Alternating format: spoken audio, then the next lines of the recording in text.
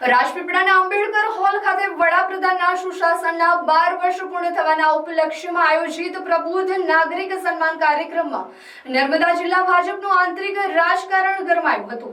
કાર્યક્રમ દરમિયાન નાંદોદના ધારાસભ્ય ડોક્ટર દર્શના દેશમુખનું અપમાન થતા અને પ્રોટોકોલ ન જળવાતા તેઓ કાર્યક્રમ છોડીને બહાર નીકળી જઈ ઉગ્ર નારાજગી સાથે ગાંધી ચોક વાડિયા ખાતે ધરણા પર બેસી ગયા છે, જ્યાં ભરૂચના સાંસદ મનસુખ વસાવા પણ તેમના સમર્થનમાં ધરણામાં જોડાયા હતા।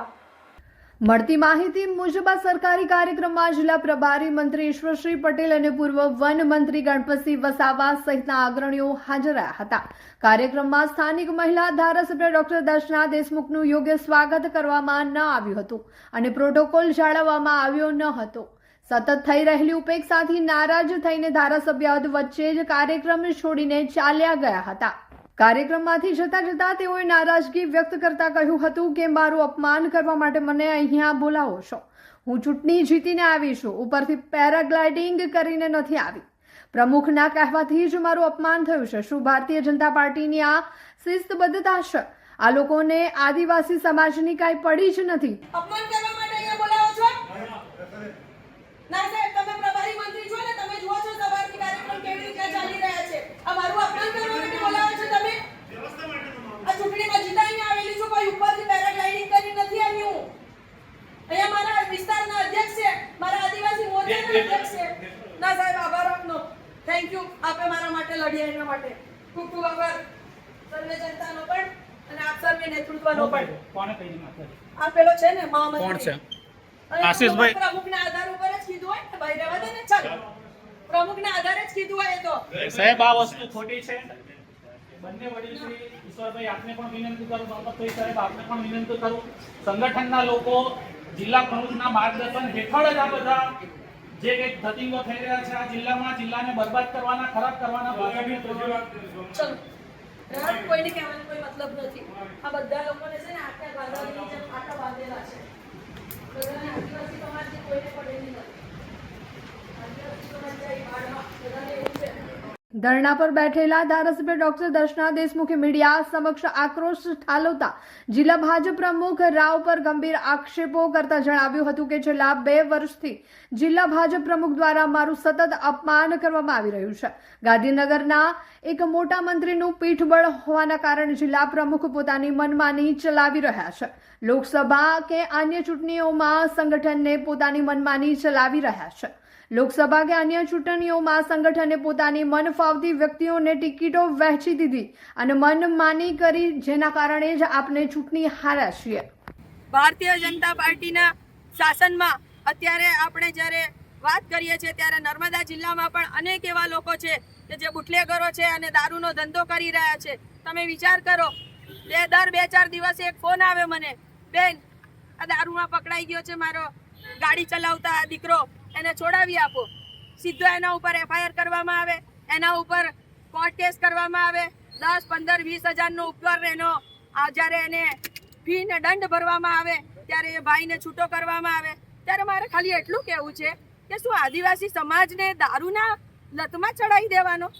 અને જે લોકો દારૂનો ધંધો કરે છે, જે લોકો માલેતુજારો છે, એ લોકો શું પોતે જલસા કરે અને જે ગરીબ આદિવાસીઓ છે એ લોકો ફી ભરે, દંડો ભરે અને પોતાની બાઈકો છોડાવે? તો પહેલા એ લોકોની ઉપર એક્શન લેવામાં આવે કે જે લોકો દારૂ વેચે છે અને દારૂ વેચીને મોટા મોટા બંગલાવાળા, મોટા મોટા ગાડીઓવાળા થયા છે અને કોના દમ ઉપર આ ધંધા કરી રહ્યા છે એ બી એક તપાસનો વિષય છે।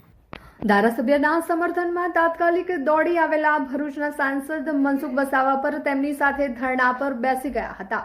સાંસદે આ મામલાને આદિવાસી અસ્મિતા સાથે જોડીને સંગઠન સામે મોરચો માંડતા આકરા શબ્દોમાં જણાવ્યું હતું કે આ માત્ર એક ધારાસભ્યનું અપમાન નથી, પરંતુ અમારા સમગ્ર આદિવાસી સમાજનું અપમાન છે। પાર્ટી વિરોધી સરમુખ ત્યારશાહી વલણ ધરાવતા જિલ્લા પ્રમુખ નીલ રાવનું તાત્કાલિક રાજીનામું લઈ લેવું જોઈએ। આ હાઈ વોલ્ટેજ ડ્રામા બાદ કાર્યક્રમ પૂરો કરીને પ્રભારી મંત્રી ઈશ્વરસિંહ પટેલ અને ગણપત વસાવા સીધા રાજપીપળા સર્કિટ હાઉસ પહોંચ્યા હતા, ડેમેજ કંટ્રોલ કરવા માટે મંત્રીઓએ નારાજ ધારાસભ્ય ડોક્ટર દર્શનાબેનને વાતચીત કરવા સર્કિટ હાઉસ તેડાવ્યા હતા, પરંતુ ધારાસભ્યએ મંત્રીઓને મળવા જવાનો સ્પષ્ટ ઇનકાર કરી દીધો હતો અને ન્યાય ન મળે ત્યાં સુધી ધરણા ચાલુ રાખવાની જીદ પકડી હતી. વડાપ્રધાનના સુશાસનના કાર્યક્રમમાં જ ભાજપના સાંસદ અને ધારાસભ્ય પોતાની સરકાર અને સંગઠન સામે ધરણા પર બેસી જતા નર્મદા જિલ્લા સહિત સમગ્ર ગુજરાતના રાજકારણમાં ભારે ગરમાવો આવી ગયો છે. કે બેનનું અપમાન એ મનસુખ વસાવાનું સમાન છે. બેનનું અપમાન એ સમગ્ર મહિલાઓનું સન્માન છે. દર્શનાબેન દેશમુખનો અમાય સમગ્ર આદિવાસી સમાજનું અપમાન છે. એટલે તો એ મુલાકાત માટે આવ્યો છે અને બેનને સમજાવી રહ્યો છે. અને આ પૂરતું અપમાન નહીં, આ ધારાસભ્ય બેન દર્શનાબેનનું છાસવારે સમય અનેક રીતના આ નીલ રાવને એની ટીમ અપમાન કર્યા કરે છે. હું અમને કહું છું ગણપતભાઈને, ઈશ્વરભાઈને પણ કે એમને પણ બોલાવું છું, પણ એના કરતાં અમે બેનને સમજાવી લઈએ છીએ કે આપણે બધા બેસીએ અને કંઈક આનો કંઈ નિકાલ લાવ્યો વાર અને નીલ રાવની જે ઉદ્ધતાભર્યું વર્તન છે એનું જે અનેક આદિવાસી નેતાઓને અપમાનિત કરવાનું જે કાર્ય કરી રહ્યા છે, લોકોને ડરાવવાનું ધમકાવવાનું કાર્ય કરી રહ્યા છે, એની સામે અમે પ્રદેશમાં રજૂઆત કરું છું અને પ્રદેશ નહીં માને તો અમે એ લડાઈ લડીશું. પણ નીલ રાવ જેવા દુષ્ટ દુરાચારી ને પ્રમુખ તરીકે મેં કોઈ સંજોગોમાં નહીં ચલાવી લઈ. તમારા પર હાથ ઉગામ્યો તો એ વાત સાચી છે? એ વિસ્તાર અલગ છે, એ બધો પ્રશ્ન પતી ગયો છે. પણ તે વખતે કમલનામાં પણ મારી સાથે એને ખરાબ વર્તન કર્યું હતું, મારી સાથે ઝઘડો બહુ ઊભો થઈ ગયો. પ્રમુખને ન શોભે. મારું તે વખતે પણ એક હતું કે ઉમેદવારોને યોગ્ય તમે આપણે મદદ કરીએ, કોઈ જે પણ મદદ કરવાની હોય, ફંડ આપવાનો હોય તો આપી દઈએ, અને તમારી પાસે ના હોય તો બીજા કોઈ પણ વૈકલ્પિક વ્યવસ્થા કરવી છે. આ જ મુદ્દો હતો. ચૂંટણી પ્રચાર જોરશોરમાં ચાલુ છે, સામે આમ આદમી પાર્ટીનો જોરશોરમાં પ્રચાર ચાલુ છે અને આપણે બેસી રહ્યા છે, ઉમેદવારોને કોઈ મદદ નથી કરતા. એ જ મારી વાત હતી, બીજો કોઈ અંગત મામલો નહોતો. એ પ્રમુખ તરીકે એમની જવાબદારી હતી, પ્રભારી તરીકે અર્જુનભાઈ રાઠવાની જવાબદારી હતી. તો અર્જુનભાઈ રાઠવા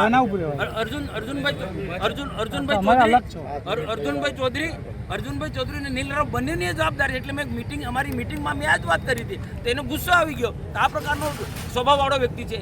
તો એને ગુસ્સો આવ્યો તો આપના પર હાથ ઉઠાવ્યો. દર્શનાબેને પણ અત્યારે કીધું કે સાંસદ પર હાથ ઉઠાવવામાં આવ્યો હતો. એ વાત સત્ય છે કે શું છે? સત્યથી વેગળી છે કે શું છે? અને હવે હું છે એની તાકાત નથી કે મારા પર હાથ ઉગામે. હા, મારા પર હાથ ઉગામે તો એને હાથ ખેંચી કાઢું મેં.